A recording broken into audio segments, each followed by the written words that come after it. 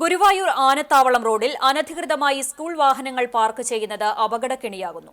നാട്ടുകാർ നിരന്തരം പരാതിപ്പെട്ടിട്ടും മോട്ടോർ വാഹന വകുപ്പും പോലീസും കണ്ടില്ലെന്ന് നടിക്കുന്നതായി ആക്ഷേപം. മമ്മിയൂർ അത്താണി ജംഗ്ഷനിൽ നിന്ന് 100 മീറ്റർ മാറി താമരയൂരിൽ റോഡിന്റെ കിഴക്ക് ഭാഗത്തായി 15ഓളം ട്രാവലറുകളാണ് അനധികൃതമായി പാർക്ക് ചെയ്യുന്നത്. മമ്മിയൂർ LF സ്കൂളിലേക്ക് വിദ്യാർത്ഥികളെ കൊണ്ടുവരുന്ന വാഹനങ്ങളാണിവ.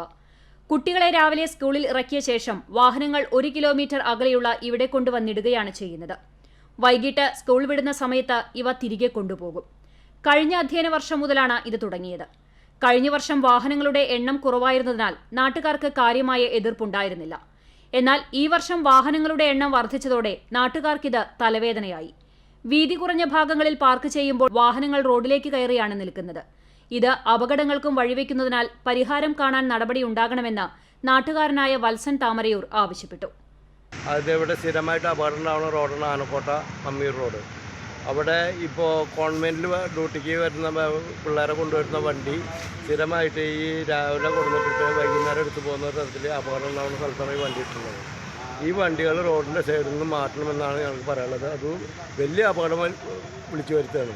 അത് ബന്ധപ്പെട്ട പോലീസ് ഉദ്യോഗസ്ഥരെ അതിനുവേണ്ട നടപടിയെടുക്കണം. അല്ലാത്ത പക്ഷേ ഇനിയും അപകടങ്ങൾ കൂടി വരാനുള്ള സാധ്യത. അപകടങ്ങൾക്ക് കാരണമാകുമെന്നതിനാൽ പാർക്കിംഗ് നിരോധിക്കണമെന്നാണ് നാട്ടുകാരുടെ ആവശ്യം. ഇതിനു പുറമെ ആനത്താവള പരിസരത്ത് മോട്ടോർ വാഹന വകുപ്പിന്റെ പരിശോധനയുമുണ്ട്. പുതിയ വാഹനങ്ങളുടെ രജിസ്ട്രേഷനും പഴയ വാഹനങ്ങളുടെ പുതുക്കലുമാണ് നടക്കുന്നത്.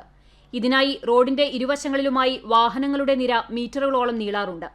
റോഡപകടങ്ങൾക്ക് കാരണമാകാവുന്ന തരത്തിൽ വാഹനങ്ങൾ പാർക്ക് ചെയ്യാൻ മോട്ടോർ വാഹന വകുപ്പ് തന്നെ അവസരമൊരുക്കുന്നതിനാലാണ് അനധികൃത പാർക്കിംഗിനെതിരെ നടപടിയുണ്ടാകാത്തത് എന്നാണ് നാട്ടുകാരുടെ ആരോപണം.